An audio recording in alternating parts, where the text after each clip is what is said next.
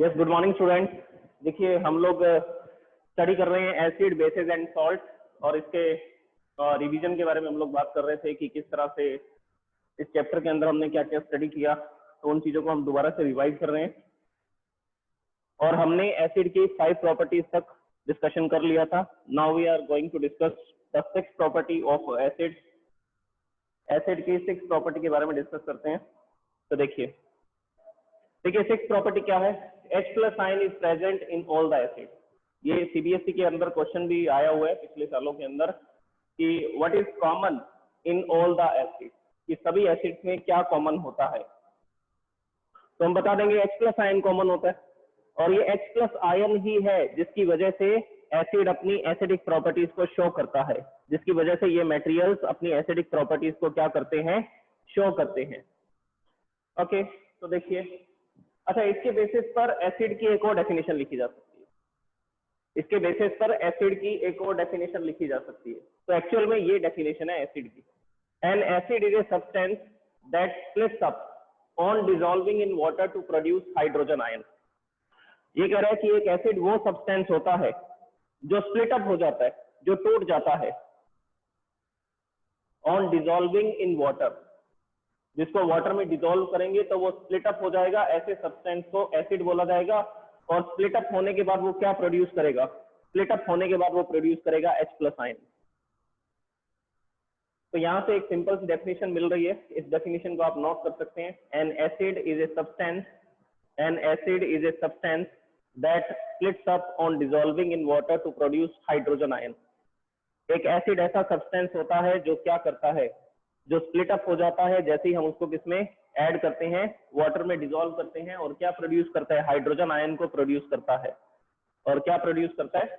Hydrogen ion को produce करता है।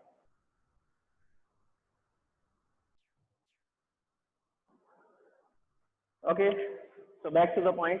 एक एसिड वो सब्सटेंस है जो स्प्लिट अप हो जाएगा जब हम उसको वाटर में डिसॉल्व करेंगे, और क्या प्रोड्यूस करेगा? H+ आयन को प्रोड्यूस करेगा। और सभी एसिड्स के अंदर यही कॉमन है, H+ आयन ही कॉमन है। सभी एसिड्स के अंदर आपको ये मिलेगा, और इसी की वजह से वो अपनी एसिडिक बिहेवियर को शो करेगा। जो एसिड है वो अपनी एसिडिक बिहेवियर को रिप्रेजेंट करते हैं, दिखाते हैं, because of the H+ ion, because of the H+ ion. अब आगे की कहानी सुनिए। ये डेफिनेशन आई होप आपने नोट कर ली होगी। अब आगे की बात सुनिए, एग्जाम्पल की बात करते हैं। एग्जाम्पल में देखिए, हम लोग जैसे मान लीजिए HCl को वाटर में डिसॉल्व करते हैं। HCl को किसमें डिसॉल्व करने वाले हैं? वाटर में डिसॉल्व करने वाले हैं। तो वाटर में जैसे डिसॉल्व करेंगे हम लोग देखते हैं कि ये 2 पार्ट्स में स्प्लिट अप हो जाता है, H+ एंड Cl-। ये जो मॉलिक्यूल था HCl, ये 2 पार्ट्स में स्प्लिट अप हो जाएगा, H+ और Cl- में। ये H+ आयन एसिडिक प्रॉपर्टीज को शो करेगा। ये H+ आयन दूसरे सब्सटेंसेस के साथ कंबाइन होगा, और कंबाइन होने पर एनर्जी रिलीज करेगा, जिसकी वजह से क्या हो सकता है, जो ऑब्जेक्ट है वो कुरोड हो जाते हैं, कुरोजन होता है।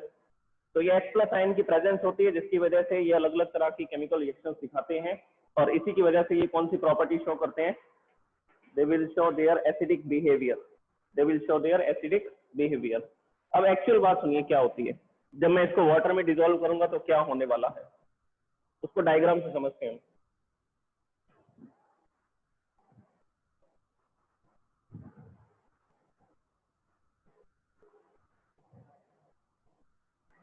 जैसे मेरे पास ये बीकर है, ठीक है।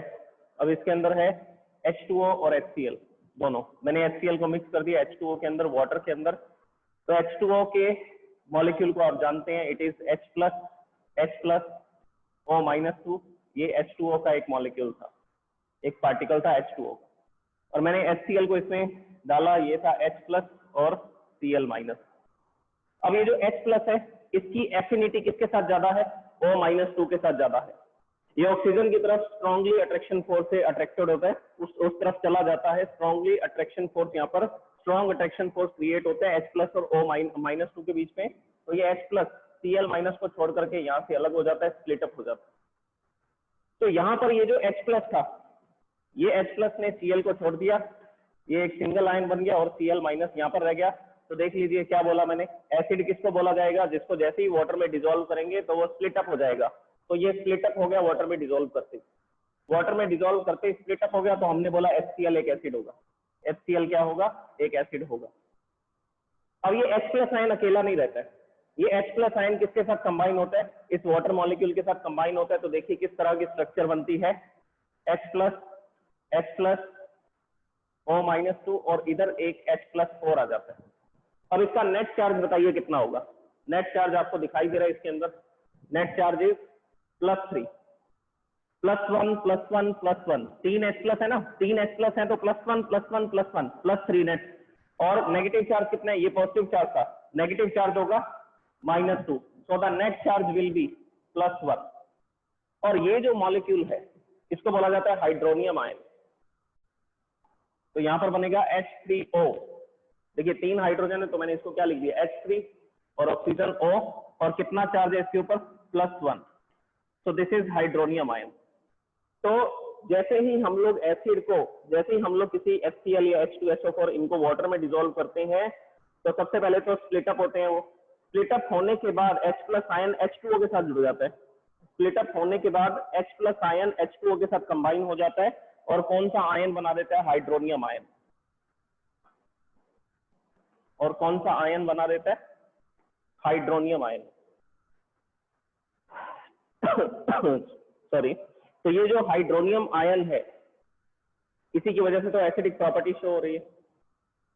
तो आप HCl को जैसे ही वाटर में डिसॉल्व करोगे, ये स्प्लिट अप होगा। स्प्लिट अप होने के बाद ये H प्लस अकेला नहीं रहेगा, ये H प्लस किसकी तरफ अट्रैक्टेड होगा? ये O-2 की तरफ अट्रैक्टेड होगा। तो इस तरह से ये एक मॉलिक्यूल बनेगा। इस मॉलिक्यूल को हमने क्या बोला? H3O+। This is hydronium ion. तो अल्टीमेटली इस डायग्राम में मैं क्या चेंजेस करूं? ये जो बीकर के अंदर सब्सटेंस था, ये H+Cl-, तो इसकी बजाय मैं ये बना सकता हूं। यहाँ पर दो मॉलिक्यूल्स दिखाऊंगा, एक तो Cl बच जाएगा, Cl-1 आयन, और दूसरा आयन कौन सा हो जाएगा? H3O+। तो एसिड को जैसे ही वाटर में डिसॉल्व करेंगे तो उससे हाइड्रोनियम आयन क्रिएट होगा। हाइड्रोनियम आयन क्रिएट होगा। ये हाइड्रोनियम आयन ही है जिसकी वजह से वो अपनी एसिडिक प्रॉपर्टी को शो करते हैं। हाइड्रोनियम आयन की वजह से एसिड्स अपनी एसिडिक प्रॉपर्टी को शो करते हैं। और ये जो H प्लस आयन है जो इसके साथ कंबाइन हुआ था, वो उसका फोर्स ऑफ अट्रैक्शन थोड़ा कम होता है। ये जो H प्लस इसके साथ जुड़े हुए थे, उनका फोर्स ऑफ अट्रैक्शन ज्यादा है। इसका फोर्स ऑफ अट्रैक्शन ऑक्सीजन के साथ थोड़ा कम है, क्योंकि ये तो इसके साथ केमिकली कंबाइन हुए थे, और ये इनके बीच में अट्रैक्शन फोर्स की वजह से ये इसके साथ जुड़ा। तो बाहर से जैसे ही एनर्जी मिलेगी या दूसरे सब्सटेंस मिलेंगे, H प्लस की एफिनिटी किसी दूसरे सब्सटेंस के साथ ज्यादा होगी, तो ये ऑक्सीजन को छोड़ करके दूसरे सब्सटेंस की तरफ चला जाएगा, और फिर केमिकल रिएक्शंस होंगी। तो एसिड के अंदर जैसे ही हम दूसरे मटेरियल्स को डालेंगे तो क्या होगा? Chemical reaction. तो अब ये जो प्रॉपर्टी 6 है, इसमें आपको एक बात समझनी है कि H प्लस आयन प्रेजेंट होता है सभी एसिड्स के अंदर, जिसकी वजह से वो अपनी एसिडिक प्रॉपर्टी को शो करते हैं।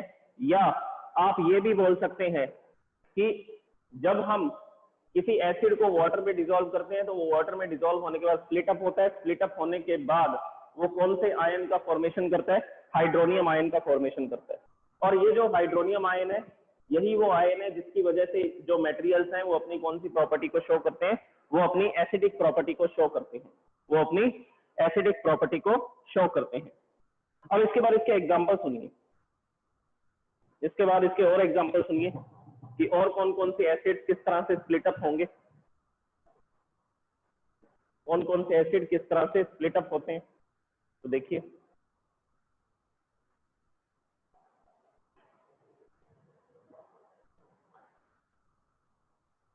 सबसे पहले मैंने HCl का बताया, तो यहाँ पर मैं HCl लिख देता हूँ। HCl को जैसे ही यहाँ पर H2S लिख देता हूँ, वाटर में डिसॉल्व करेंगे, ये स्प्लिट अप हो जाएगा H प्लस में और Cl माइनस में। It is in the H2S form. आगे हाइड्रोनियम आयन बनेगा, वो आपको पता है process, H plus ion H2O के साथ जुड़ेगा और हाइड्रोनियम आयन बनाएगा।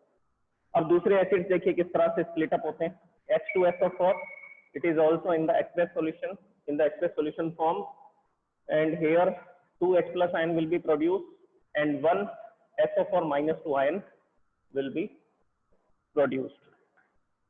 Next example देखिए, HNO3, nitric acid. Here it will split It will split up into two ions, H plus and NO3 minus 1. Next is acetic acid, CH3COOH. Vinegar के अंदर जो present होता है एसिटिक एसिड CH3COOH. अब देखिए इसके ionization किस तरह से होगा. एक तो H प्लस आयन बनेगा, एक तो कौन सा आयन बनेगा, H प्लस आयन. इसके बाद में नेक्स्ट आयन देखिए कौन सा क्रिएट होगा इसमें, CH3COO minus. This is H plus ion, this is known as acetate. This is known as acetate. तो ये जो CH3COO माइनस है इसको क्या बोलते हैं, इसको एसीटेट आयन बोलते हैं. Acetate ion, it is CH3COO minus. तो वीक एसिड्स के लिए भी आप लिख सकते हैं. जो भी वीक एसिड्स हैं, जो मैंने आपको टेबल बनवाई थी, उस टेबल में आप देख सकते हैं कि वो भी H प्लस आयन में डिसोसिएट होंगे और उसके साथ साथ एक दूसरा आयन भी बनेगा. तो यहाँ पर इनके नेमिंग सुन लीजिए. ये एसीटेट आयन था, nitrate ion, sulphate ion and chloride ion. Sulphate ion and chloride ion.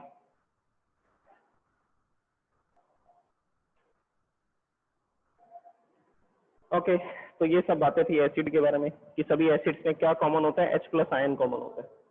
अब हम बात करेंगे एक एक्टिविटी के बारे में कि सभी एसिड्स क्या करते हैं, इलेक्ट्रिसिटी को कंडक्ट करते हैं. All the acids conduct electricity. Now we are going to discuss seventh property.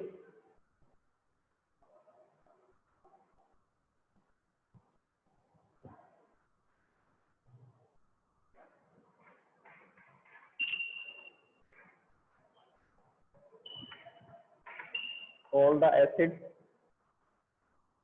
conduct electricity.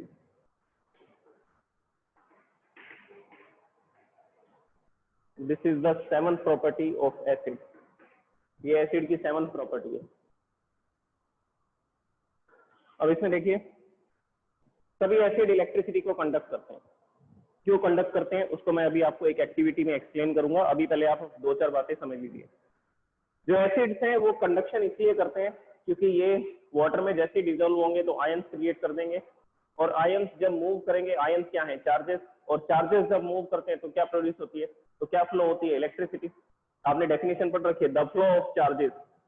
The flow of charges is called electricity.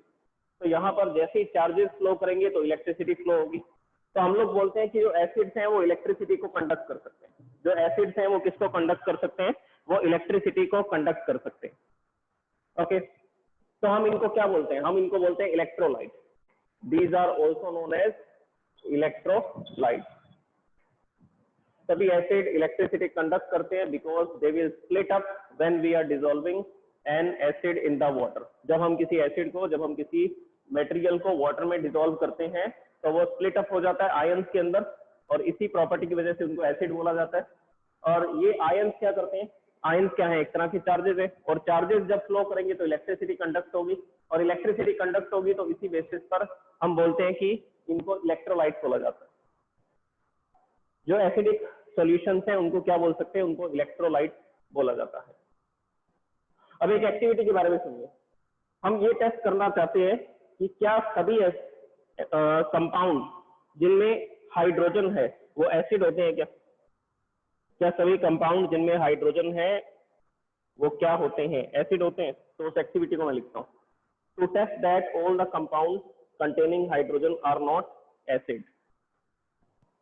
Seven property को डिस्कस कर रहे हैं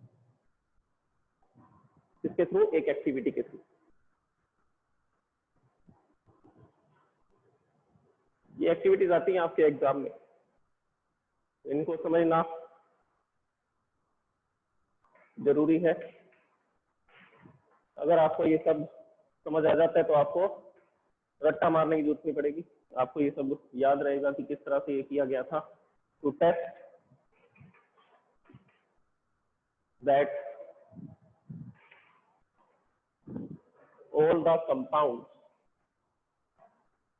all the compounds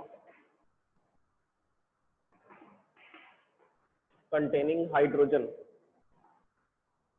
all the compounds containing hydrogen are not acids. या ये भी लिख सकते हैं to test that all the compounds containing hydrogen do not conduct electricity. Do not conduct electricity. ये भी लिखा जा सकता है all the compounds containing hydrogen are not acids. या इस तरह से भी एक एक्टिविटी आई हुई है, do not conduct electricity. Hydrogen तो और भी बहुत सारे कंपाउंड्स में प्रेजेंट है, तो सारे थोड़ी इलेक्ट्रिसिटी कंडक्ट करेंगे और सभी को एसिड थोड़ी बोला जाएगा। अब इसके लिए आप, ये एक्टिविटी का एम था, ये एक एक्टिविटी थी और ये एक्टिविटी का क्या था, फर्स्ट पॉइंट है एम, ये हमारा ऑब्जेक्टिव है, हम इसको प्रूफ करना चाहते हैं। इसके बाद में सेकंड पॉइंट लिखेंगे, ये आपको स्टेप्स पता होने चाहिए किस तरह से एक्टिविटी लिखी जाती है। सबसे पहले एम आता है, फिर आएगा material required, materials required, materials required. कौन कौन से मटेरियल की जरूरत पड़ेगी हमें, ग्लास बीकर, एक ग्लास बीकर चाहिए, आयरन नेल्स, 2 आयरन नेल्स, 2 लोहे के कील चाहिए, 2 आयरन नेल्स, और कनेक्टिंग वायर, कनेक्टिंग वायर, एक बल्ब चाहिए, 6 वोल्ट बैटरी, एक 6 वोल्ट की बैटरी चाहिए, glass beaker, 2 iron nail, connecting wire, 1 bulb, 6 volt battery, some water and different different types of substances. जैसे कि एक सब्सटेंस हम लेते हैं HCl, दूसरा लेते हैं H2SO4, तीसरा लेते हैं C2H5OH, ethanol, ethyl alcohol, ethyl alcohol भी बोल सकते हैं आप इसको। और इसके अलावा कुछ और मटेरियल भी ले लेते हैं, जैसे कि ग्लूकोज सॉल्यूशन ले लेते हैं, C6H12O6 ग्लूकोज सॉल्यूशन।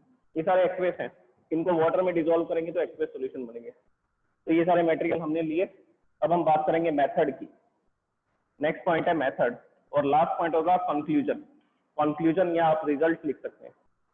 तो याद कर लीजिए, किसी भी एक्टिविटी को लिखना है तो इन 4 पॉइंट्स को आपको लिखना पड़ेगा। सबसे पहले एम, मटेरियल्स रिक्वायर्ड, फिर क्या लिखेंगे, फिर लिखेंगे मेथड। मेथड के अंदर डायग्राम आएंगे और मेथड के अंदर पूरा डिस्क्रिप्शन आएगा कि किस तरह से आपने ये एक्टिविटी की, और लास्ट में लिखेंगे कंक्लूजन, कि इस एक्टिविटी से क्या रिजल्ट सामने आया। जो एम था वही रिजल्ट है, जो एम है उसी को किसमें लिख देंगे, उसी को रिजल्ट में लिख देंगे। ये 2 टेस्ट लिखा है ना, ये वर्ड को हटा देना, इसकी जगह पर लिख देना दिस एक्टिविटी शोज दैट। क्या लिख देंगे, this activity shows that all the compounds containing hydrogen are not acid and do not conduct electricity. तो जो एम है उसी को कंक्लूजन में लिखना है, बस ये वाले वर्ड हटा देंगे, 2 टेस्ट, इसकी जगह लिख देंगे दिस एक्टिविटी शोज दैट। अब बनाते हैं डायग्राम, अरेंजमेंट बनाते हैं कि किस तरह से एक्टिविटी की जाएगी। तो अरेंजमेंट में देखिए, सबसे पहले मैंने आपको बोला कि एक बीकर की जरूरत पड़ेगी, we need a glass beaker. इस ग्लास बीकर में क्या फिल करेंगे, वाटर फिल करेंगे, लेकिन वाटर फिल करने से पहले यहाँ पर एक रबर कॉर्क रखेंगे, रबर पैड या रबर कॉर्क, एक रबर कॉर्क की जरूरत पड़ेगी हमें। तो सबसे पहले मैंने यहाँ पर एक रबर कॉर्क लगाया। इसको लगाने का रीजन ये है क्योंकि हम इसमें आयरन नेल को फिक्स करना चाहते हैं। अगर आयरन नेल को फिक्स नहीं करेंगे तो वो तो सॉल्यूशन में क्या करते रहेंगे, फ्लोट करते रहेंगे, क्योंकि उनके साथ कनेक्टिंग वायर्स भी लगी होंगी। तो यहाँ पर हमने क्या लिया, सबसे पहले दिस इज ए बीकर। इस बीकर के अंदर क्या फिल किया, वाटर, और इस वाटर के बॉटम में, यहाँ पर बीकर के बॉटम में क्या दिखाई दे रहा है, rubber cork. It is having rubber cork. और रबर कॉर्क के ऊपर क्या फिक्स करने हैं, 2 आयरन नेल्स को यहाँ पर ऐसा फिक्स कर देंगे लाइक दिस। ये फर्स्ट आयरन नेल है और यहाँ पर हमने फिक्स किया सेकंड आयरन नेल को। तो ये 2 आयरन नेल को हमने यहाँ पर फिक्स कर दिया। अब इनके साथ हम जोड़ेंगे कनेक्टिंग वायर। तो यहाँ से एक कनेक्टिंग वायर लेकर के आए ऐसा बाहर की तरफ, और इस कनेक्टिंग वायर के साथ में हमने एक बैटरी लगा दी। This battery is of 6 volt. Battery के साथ में एक स्विच और चाहिए। देखिए क्या क्या, एक की भी लगानी पड़ेगी। तो यहाँ पर मैंने एक की लगा दी, और की के साथ में यहाँ पर एक बल्ब अटैच करने वाले हैं हम लोग। और ये कनेक्टिंग वायर इस तरह से यहाँ पर कनेक्ट कर दी हमने, and this is a bulb. अब देखिए इसमें डिस्टिल वाटर है, प्योर वाटर है। डिस्टिल वाटर है तो डिस्टिल वाटर तो आयोनाइज नहीं होता जब तक हम उसमें क्या नहीं डालेंगे, कोई एसिड नहीं डालेंगे, कोई बेस नहीं डालेंगे, तब तक वो क्या नहीं होगा, आयोनाइज नहीं होगा। तो डिस्टिल वाटर इसमें था, प्योर वाटर इसमें था। मैंने स्विच ऑन किया, देखा बल्ब ग्लो नहीं कर रहा, bulb does not glow, it is not glowing. अगर ये ग्लो नहीं कर रहा तो हमने बोला कि water is not a conductor of electricity. अब देखिए वाटर के अंदर भी तो हाइड्रोजन प्रेजेंट है। अगर हम प्योर वाटर ले रहे हैं तो उसमें भी तो क्या प्रेजेंट है, हाइड्रोजन प्रेजेंट है, लेकिन फिर भी ये क्या नहीं कर रहा, इलेक्ट्रिसिटी को कंडक्ट नहीं कर रहा। तो सारे कंपाउंड जिनमें हाइड्रोजन प्रेजेंट है वो एसिड नहीं होते हैं, वो क्या नहीं होते हैं, वो एसिड नहीं होते हैं, वो इलेक्ट्रिसिटी कंडक्ट नहीं कर सकते। तो इसमें प्योर वाटर था, इलेक्ट्रिसिटी का कंडक्शन नहीं हुआ, बल्ब ग्लो नहीं किया। अब हम इसमें ऐड करेंगे सबसे पहला मटेरियल HCl। तो मैंने इसमें HCl को ऐड किया, यहाँ पर मैंने 2-3 ड्रॉप HCl की डाल दी, और क्या होगा आपको पता है, यहाँ पर ये स्प्लिट अप हो जाएंगे H + Cl- में। अब इसमें हम डिसाइड करेंगे कि कौन सा कैथोड है और कौन सा एनोड है। तो देखिए यहाँ पर मैं लिखता हूँ कैथोड एनोड कौन से होंगे। जो फर्स्ट आयरन नेल है वो बैटरी के प्लस से कनेक्टेड है, जो बैटरी के प्लस से कनेक्टेड होता है उसको एनोड बोला जाता है। जो बैटरी के नेगेटिव से कनेक्टेड है, नेगेटिव टर्मिनल से कनेक्टेड है, उसको क्या बोला जाता है, उसको कैथोड बोला जाता है। और कैथोड पर क्या कलेक्ट होंगे, कैटायंस। कैथोड पर क्या कलेक्ट होंगे, कैटायंस कलेक्ट होंगे, इसीलिए उसको कैथोड बोला जा रहा है। अब क्या होगा, अब जैसे स्विच ऑन करेंगे, स्विच ऑन करते ही यहां पर तो इलेक्ट्रॉन फ्लो करेंगे। ये जो कनेक्टिंग वायर्स है, कॉपर की वायर्स हैं, इनमें तो इलेक्ट्रॉन फ्लो करेंगे, लेकिन इस बीकर में फ्लो करेंगे आयन। इस बीकर में क्या फ्लो करेंगे, आयन फ्लो करेंगे, H+ ion and Cl- ion. तो H+ आयन किस तरफ जाएगा, तो आंसर है कैथोड की तरफ। Why? Because it is the negative terminal and it is the positive terminal. तो H+ आयन किस तरफ चल पड़ा, H+ आयन चल पड़ा नेगेटिव टर्मिनल की तरफ। ये दूसरा H+ आयन भी किस तरफ चल पड़ा, नेगेटिव टर्मिनल की तरफ। तो कैथोड के पास क्या कलेक्ट हो गए, कैथोड के पास क्या कलेक्ट हो गए, H+ आयन। तो मैं यहाँ पर इसको क्या लिख देता हूँ, here I am writing H+ ion. तो इस सॉल्यूशन के अंदर यहाँ पर ये जो कैथोड था, जो नेगेटिव टर्मिनल था, इस पर क्या कलेक्ट हो रहे हैं, इस पर कलेक्ट होगा H+H+। अब क्या होगा, H+ आयन यहाँ पर कलेक्ट हो गए। कलेक्ट होने के बाद इधर देखिए, ये जो बैटरी का पॉजिटिव टर्मिनल है, इस तरफ क्या कलेक्ट होंगे, Cl- एंड Cl-।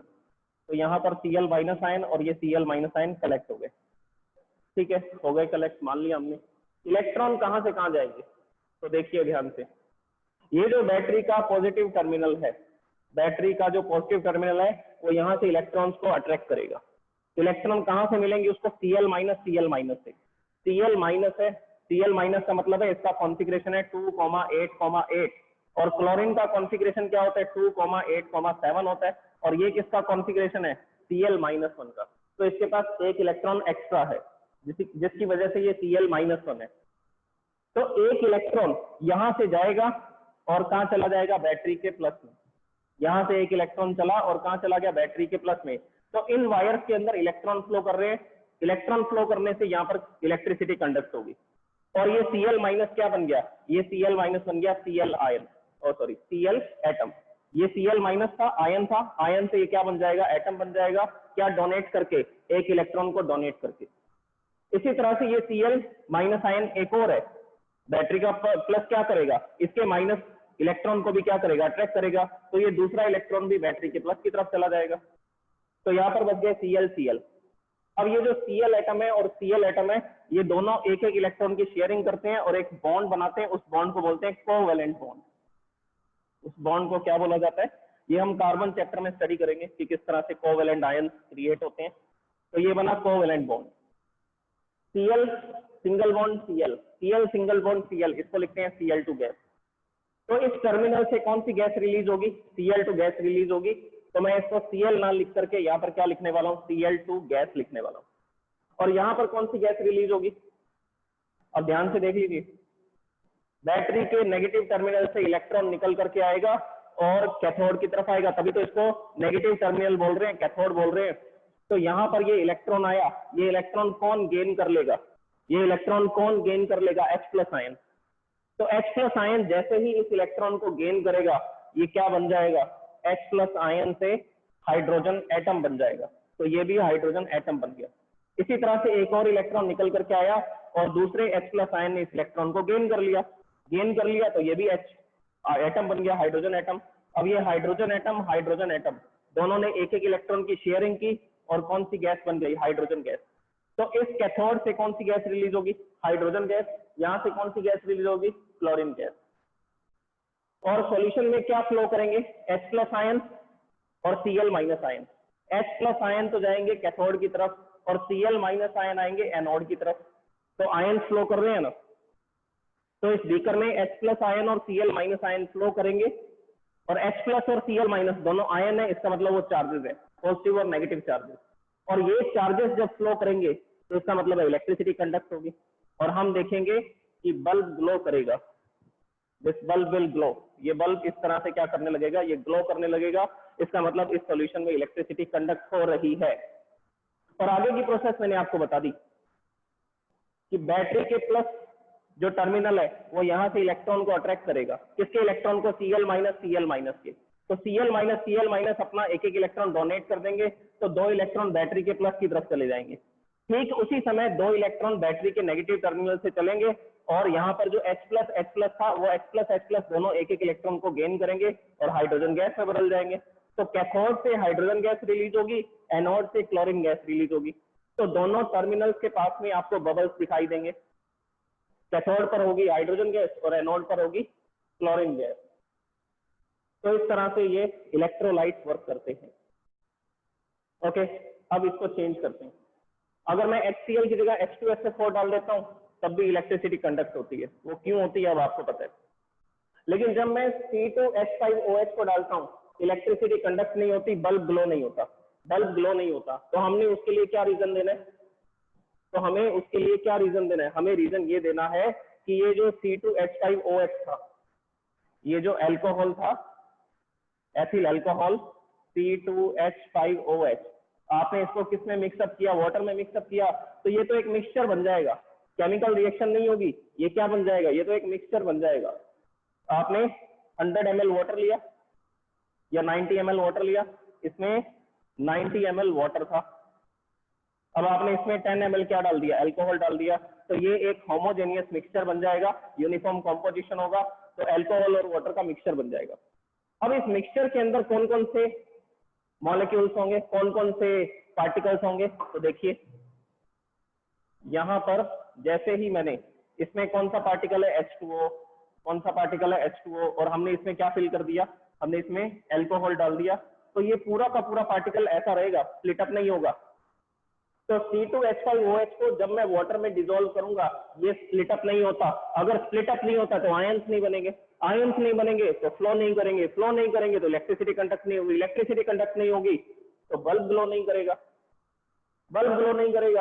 तो हम बोलेंगे ये तो नॉन इलेक्ट्रोलाइट है। ध्यान से सुनिए पूरी प्रोसेस को, जब मैंने अल्कोहल को वाटर में डिसॉल्व किया तो ये स्प्लिट अप नहीं हुआ, आयोनाइज नहीं हुआ, अगर ये स्प्लिट अप नहीं हुआ तो आयंस फॉर्म नहीं हुए, अगर आयंस क्रिएट नहीं हुए तो वो फ्लो नहीं करेंगे, तो इलेक्ट्रिसिटी कंडक्ट नहीं होगी, तो बल्ब ग्लो नहीं करेगा, तो हम बोलेंगे ये तो नॉन इलेक्ट्रोलाइट है, ये तो क्या है, नॉन इलेक्ट्रोलाइट।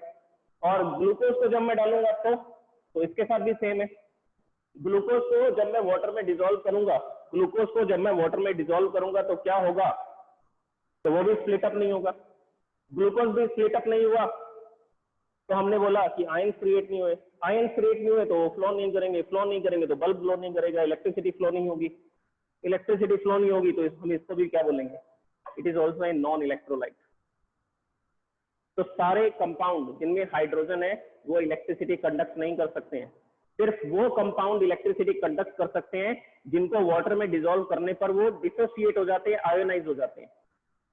और H प्लस आयन प्रेजेंट है, और वो H प्लस आयन ही है जो क्या करेगा, इलेक्ट्रिसिटी कंडक्शन में हेल्प करेगा, Cl माइनस भी करेगा, no doubt. Yes mister Ronit,